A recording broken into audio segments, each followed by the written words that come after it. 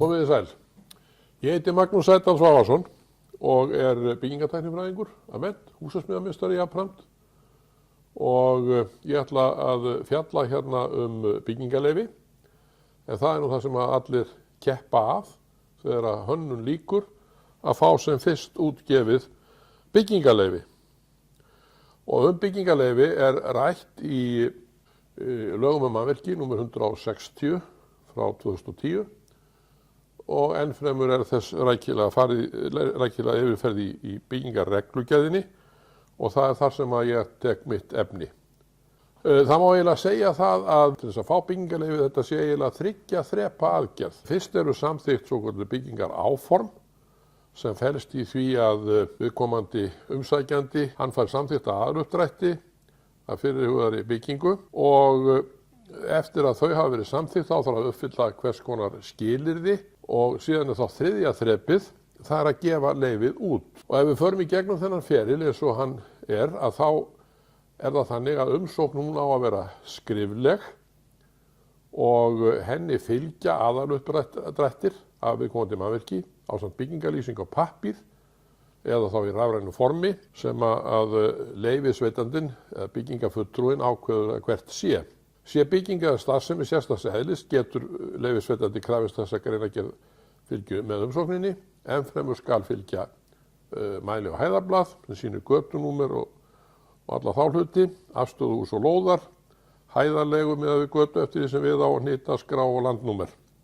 Leyfisveitandinn hann ákveður hvort og að hvaða leyti leggja þar fram aðaluppdrætti vegna breytinga á þegar byggðu mannvirki. Það svo þegar verið að breyta mannvirki að þá þarf ekki endilega að teikna það allt ef verið að breyta einhverju einni hæð í 10 hæða húsi. Þá þarf ekki að teikna alla 10 hæðirnar, heldur getur verið nóg bara að teikna þessa einu hæð sem verið að breyta. Með byggingarleyfis umsókn að þá þarf að fylgja tilkynningum hönnunarstjóra mannvirkis. Í eldri lögum og reglugerð var hönnunarstjóri nefndur samræmingarhönnuður. En hér hann í þessum nýju lögum eða í lögum mannvirki hann nefndur hönnunarstjóri og hann verður að hafa þau réttindi að geta lagt fyrir byggingafulltrúa, uppdrætti og hönnun til samþykktar. Nú það þarf einnig að fylgja samþykki meðeiganda eða annarra aðila eftir atvikum. Þetta á náttúrulega með meðeigendurna það á við fyrst og fremst hús sem eru í einhvers konar í fjölegg en síðan geta ýmsir aðrir þættir komið þar inn líka. Nú það þarf að fylgja önnur gögn sem að leyfisveitandi telur nauðsynlegt vegna þessar afgreiðslu þessar umsóknar. Það til dæmis umsögn getur þurft frá vinnueftirliti ríkisins, frá forvarnadeildum slökkviliða og annarra eftirlitsaðila og gögn sem sýna fram á eignarheimildir, réttindi hönnuða og fleira. Sumt af þessu náttúrulega inn í tölvukerfum og leyfisveitandi sækir það þangað. Þá til dæmis við réttindi hönnuða, það skráð inn í tölvukerfi. Skipulagsfulltrúi í viðkomandi sveitarfélaga sem umsóknin lögð fram, hann ef mannvirkið á varnar- og öryggissvæðum, hann þarf að staðfesta það að fyrirhuguð framkvæmd sé í samræmi við skipulagsáætlun á svæðinu og raunverulega á þetta við allar byggingarleyfis umsóknir sem að það sem nýbyggingar og annað að ræða sem hefur áhrif á umhverfið, að það þarf alltaf að vera í samræmi við deiliskipulag og því koma skipulagsfulltrúar að málum hjá byggingafulltrúum. Þá þarf að fylgja skráningartafla vegna nýrra mannvirkja og einnig þegar að verður að breyta stærð á mannvirkjum, stækka eða minnka, eða þá að það verður að breyta eignamörkum í eldri mannvirkjum. Einhver aðili kaupir einhver hluta úr eignin sem að leggst á við hans eign sem hann átti fyrir og þá þarf að breyta skráningartöflunni. Við samþykkt byggingaráform að þau falla úr gildi hafi byggingarleyfið ekki verið gefið út innan 2 ára frá samþykkt þeirra nema annar gildistími sé tilgreindur í samþykkt. Þetta þýðir það að byggingarleyfisáformin að þau geta gilt í 2 ár. Það fer þó eftir því hvaða sveitarfélagi menn eru vegna þetta eru valkvætt og sum sveitarfélag eins og til dæmis í Reykjavík að þar gildir þessi samþykkt í 1 ár. Eftir það fellur byggingarleyfi úr gildi. Gerist það, þá þarf fólk að sækja endurnýjun á byggingarleyfinu.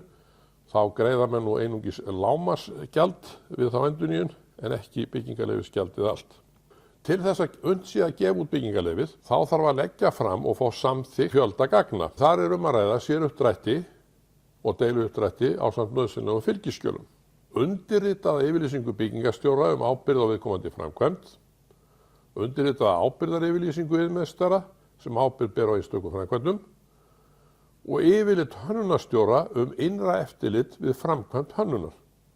Þessu þarf einnig að fylgja yfirlit hönnunarstjóra ábyrgðarsvið einstakra hönnuða og áritun hans til staðfestingar á því að tæmandi yfirlit sé að ræða. Þessi punktur mjög mikilvægur, eins og reyndar þessi punktar allir. Ef að umsækjandi leggur ekki fram þessi gögn og skiptir hönnunarsviðunum ekki upp og gerir ekki grein fyrir þessu á fullnægjandi hátt, þá ber aðalhönnuður fulla ábyrgð á öllum hönnunarþáttum og þarna þarf að skipta þessum atriðum upp. En ég kem að þessu nánar á öðrum stað í fyrirlestrum sem ég flyt hérna.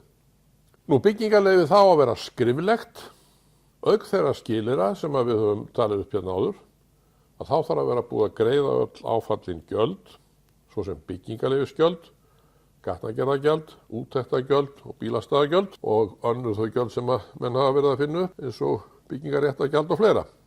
Byggingarleyfið sjálft, þegar það hefur verið gefið út, það fellur úr gildi hafi verkframkvæmd ekki hafist innan 12 mánaða frá útgáfu þess leyfis. Til þess að fá það staðfest að menn hafi framkvæmdina, þá þarf að hafa farið fram úttekt á einum áfanga sem úttektar skyldur af þeim 21 atriðum sem upp eru talin í kafla áfanga úttektir.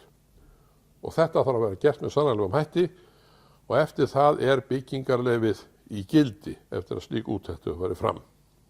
Við getum verið með flókna mannvirkjagerð þar sem að menn eru að hanna á meðan þeir eru að byggja. Gott dæmi, tónlistarhúsið Harpan.